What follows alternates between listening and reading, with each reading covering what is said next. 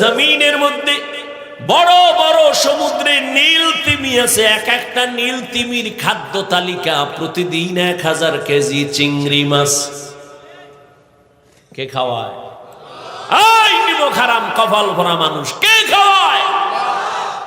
গর্তের পিপিলিকারে কে রিজিক দেয়? সত্য কথা স্বীকার করো, মশা মাছির খানা কে দেয়?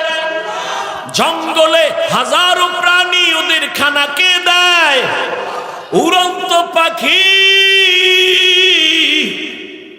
শূন্যের মধ্যে ঘুরে ঘুরে পেট বইরা সন্ধ্যাবেলা বাসায় আইসা হাজির, নিজের পেটও ভরা, বাচ্চার খানাও নিয়ে আসলো।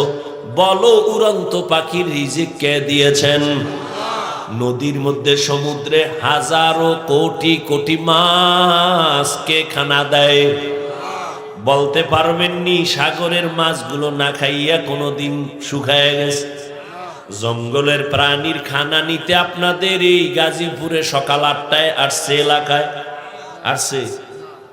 এই যে আপনাদের পাশে পার্ক আছে না, জঙ্গল, শিয়াল আছে না, কত কিছু আছে। ওরা কি আসে গাজীপুরে সকাল 8টায় নাস্তা করতে?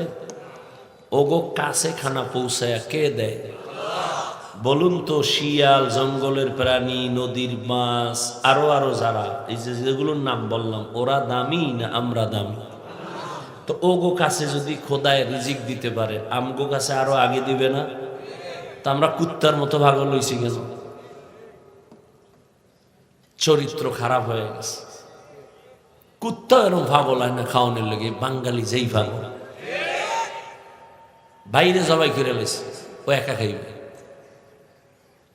ইন্ডিয়ার খবর না সোনার বাংলা?